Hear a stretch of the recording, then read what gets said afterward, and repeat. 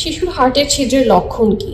জন্মগত হৃদরোগ অথবা হার্টের ছিদ্র সবসময় জন্মের সাথে সাথে ধরা পড়ে না, তবে কিছু গুরুত্বপূর্ণ লক্ষণ দেখে এটি সন্দেহ করা যায়।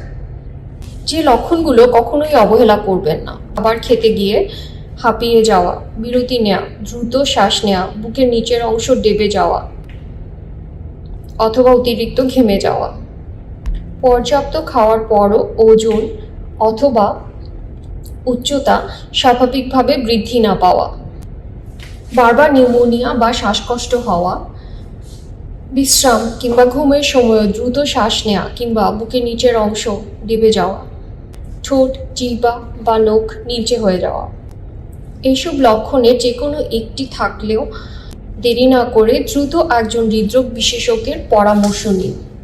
একটি সিম্পল ইকোকার্ডিওগ্রাম আপনার শিশুর প্রকৃত সমস্যা নির্ধারণ এবং চিকিৎসায় ভূমিকা রাখতে পারে। একটি সিম্পল ইকোকার্ডিওগ্রামের মাধ্যমে হার্টের ছিদ্র বা জন্মগত হৃদরোগ খুব নির্ভুলভাবে শনাক্ত করা সম্ভব। মনে রাখবেন, সব হার্টের ছিদ্রের জন্যই অপারেশন প্রয়োজন হয় না।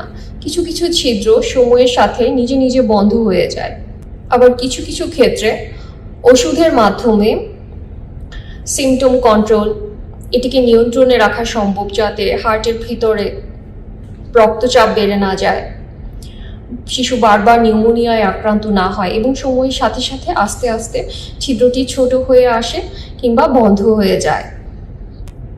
মনে রাখবেন, সময় মতো রোগ নির্ণয় আপনার শিশুর সুস্থ ভবিষ্যতের চাবিকাঠি।